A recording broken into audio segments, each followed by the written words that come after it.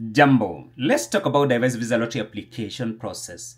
What is it really needed during the application?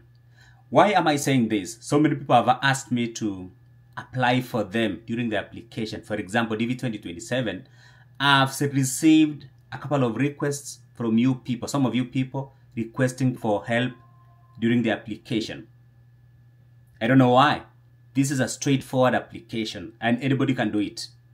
You can always do it using your phone, your laptop, and your PC. Anybody can do it. Now, what is it really needed there? The first one, your name. Do you know your name? And when I say your name, it's in terms of last name, family name, also known as surname. Do you know your surname, family name, or last name? It's the same stuff. Do you know your middle name, which is also known as maiden name? There is also first name. Do you know your first name? If your answer is yes, you can always apply this. It's very easy to apply. Now, let's define this. What's first name?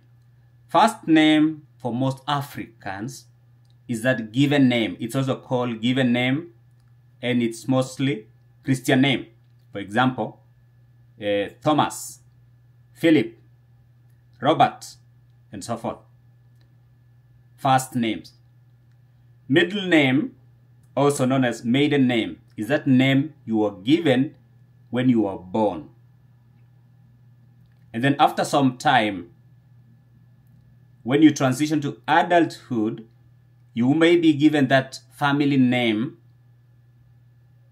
or last name or surname. It's the same stuff.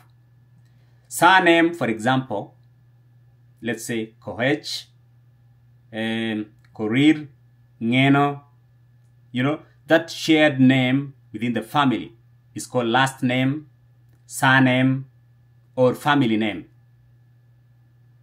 Easy stuff.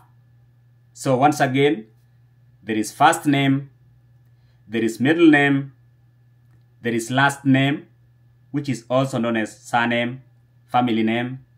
That's it. As long as you know all this, you can always apply this application on your own. You can use your phone, PC, or your laptop. It's not a must for anybody to help you during the application. And you can always watch my videos on YouTube, Ben K USA, and then use the playlist to check those DV Lottery application series. And you will apply on your own. Now, about the names. Your names should be exactly as they appear on your passport. Specifically passport or birth certificate. I'm not talking about the ID. No. I'm talking about the passport, which is a travel document, or the birth certificate. Your names should be as they appear on your passport, for example. Don't write your own stuffs. Don't write whatever is not on your passport. Number 2, gender. Are you male or female? You already know yourself. Easy stuff. This application is straightforward. Number 3, date of birth in the format. Okay, it can be any format. It can be month, day here, or day, month here. You'll have to read the instructions. Yeah, you'll have to read the instruction. If it starts with the month, make sure you start with that month. As long as you understand English, this application should not be hard for you. It's a straightforward application. So, I don't know, is it because of lack of self-confidence? You don't trust yourself? You just want somebody else to apply for you? Or maybe you believe that somebody who is already in diaspora, when this person applies for you, you will win. No, that's not the truth. You can apply anywhere. Number 4, city where you were born. Do you know where you were born? The primary document for birth is called birth certificate. So whatever is written on your birth certificate, that's what you should be writing, or what you will be writing during the application. Even if it's not a city, you have to write whatever it is in your birth certificate. So as you can see, this application is very straightforward. Number 5, country where you were born. Do you know where you were born? That should be a straightforward answer. It should be a straightforward answer. Because if you write the wrong country of birth, you will be denied visa, you will not get this. Country of birth is where you derive eligibility or chargeability. So you have to know where you are born. Don't be like somebody who wrote, this person was working in South Africa. He wrote that he was born in South Africa, which is wrong. He was born in Kenya. Number 6, country of eligibility for the program. I think I've said this. Your country of eligibility will be normally the same as your country of birth. It will be the same stuff. Your country of eligibility is not related to where you live, or your nationality is different from your country of birth. Let's say, for example, you are working in Qatar. Even though you are working in Qatar, your country of eligibility, if you are coming from Kenya, will be Kenya. If you are born in Kenya, even though you are working in Qatar, your country of eligibility will be Kenya. What will only change is the current mailing address. And when I say mailing address, it's the same stuff as postal address. Mail is the letters, the parcels, yeah, you know, those stuffs. It's the same as beer box something or street number, it's the same stuff. That's mailing address. And you can use, let's say for example, you are in Kenya and you don't have the mailing address. You can use the nearby school mailing address, your church mailing address, your friends mailing address, and that's it. Mailing address is the same as postal address in Kenya. It's beer box something. So it's an easy application. Yep. Number 7, entrant photo. Do you know how to upload a photo? Straightforward application.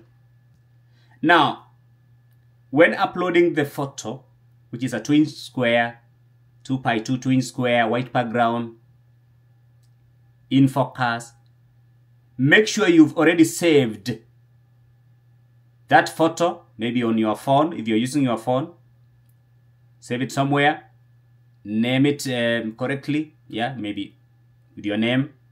If you're using your PC or laptop, make sure you save it somewhere, so that when you click upload photo, you know where you are going.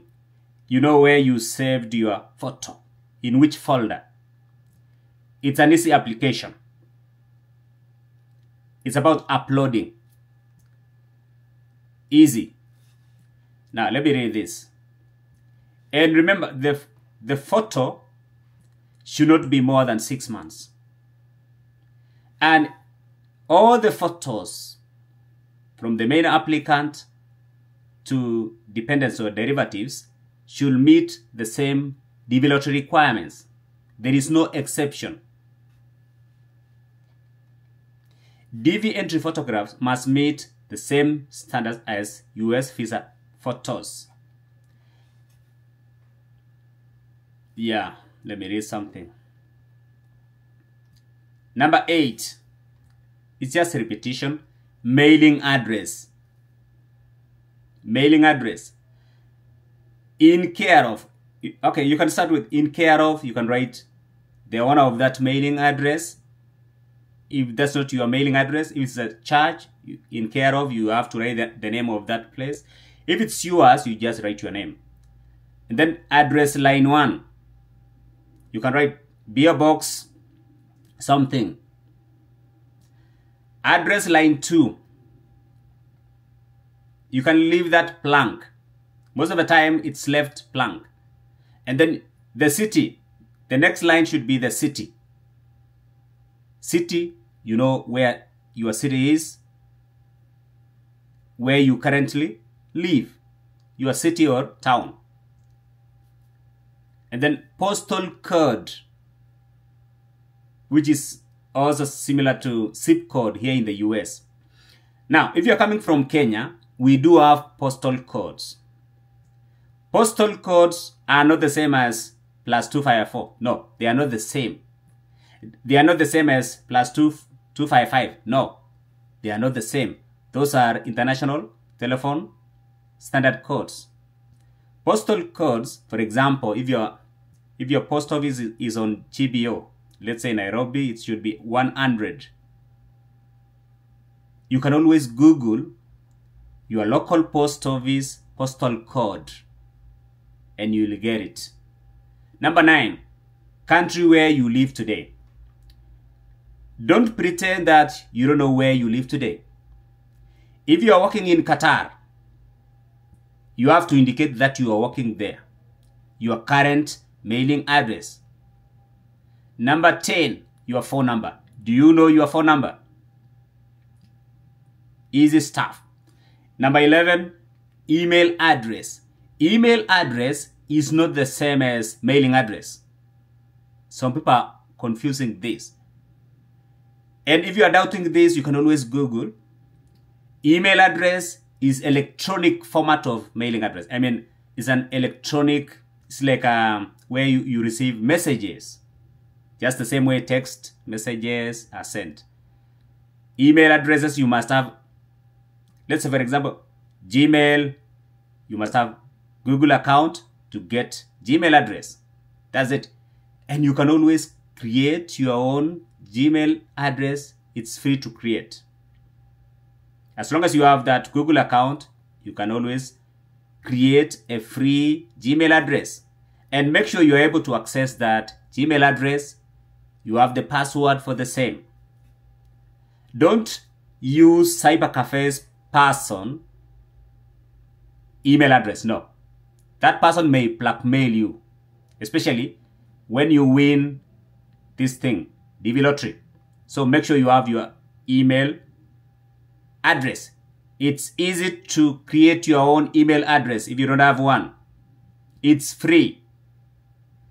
I know some of you may want to go to a cyber cafe to have email address created. You can do that if you want to waste your money, but it's free. It's free. And you can have more than one email addresses. I have more than 5 for different reasons and purposes. Now, 12. Do you know your highest level of education? Your highest level of education you've achieved as of today.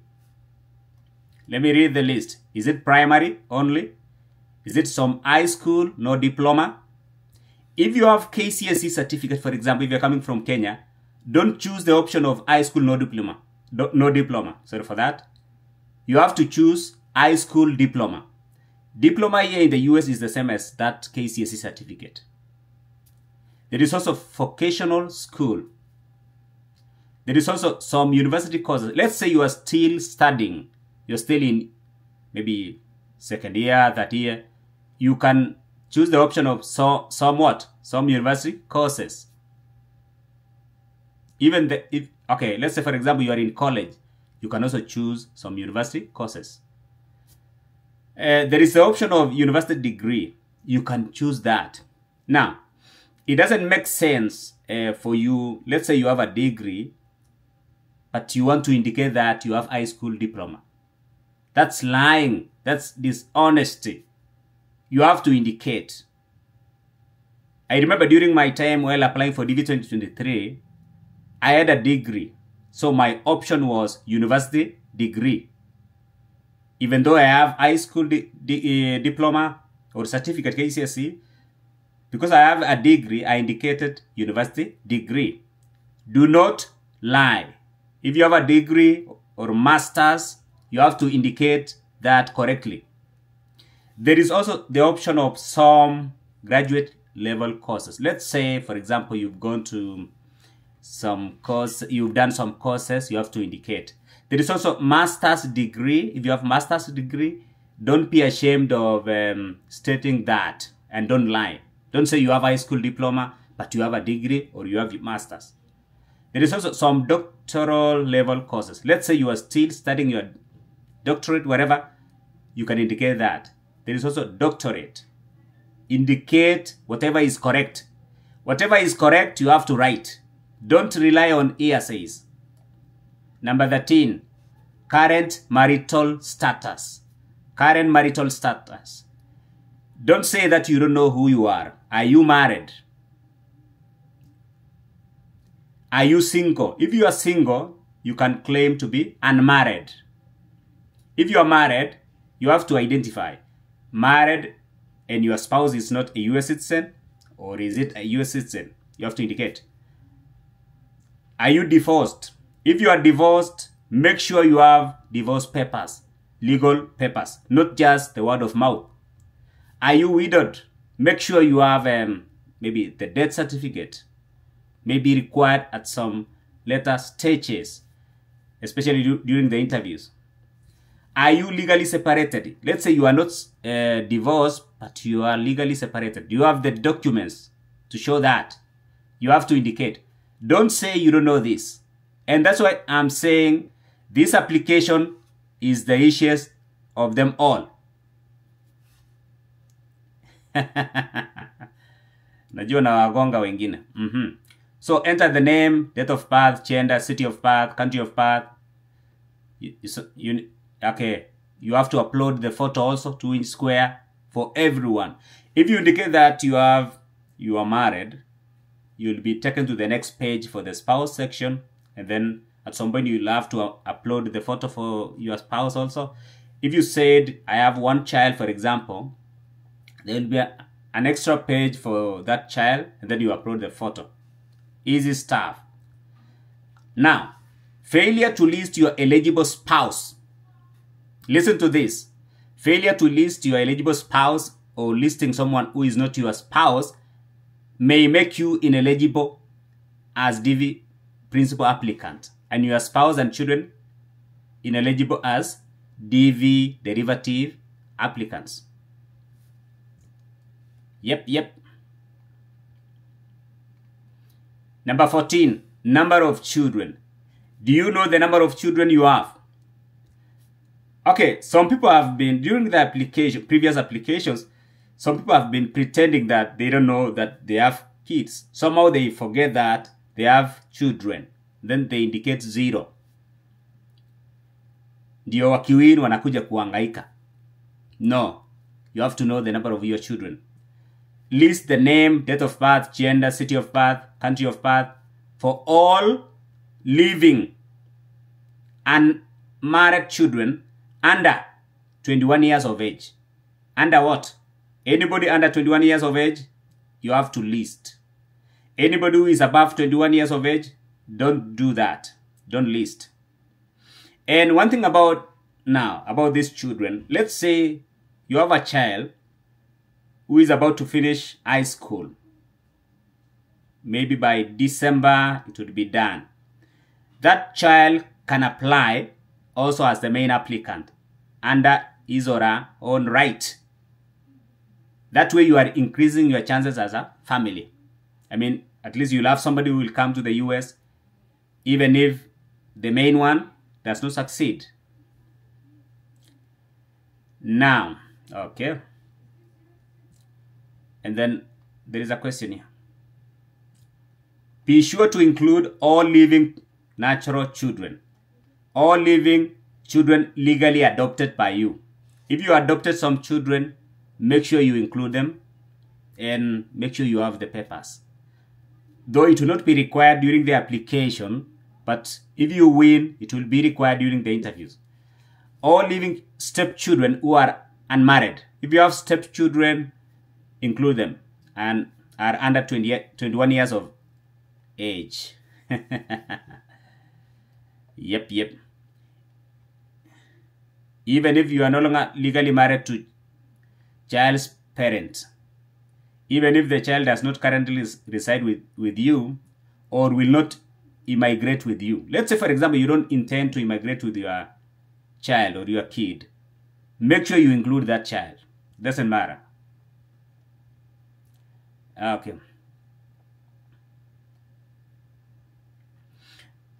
Now, let's say your child is, by the time you are applying this, your child is 20 years.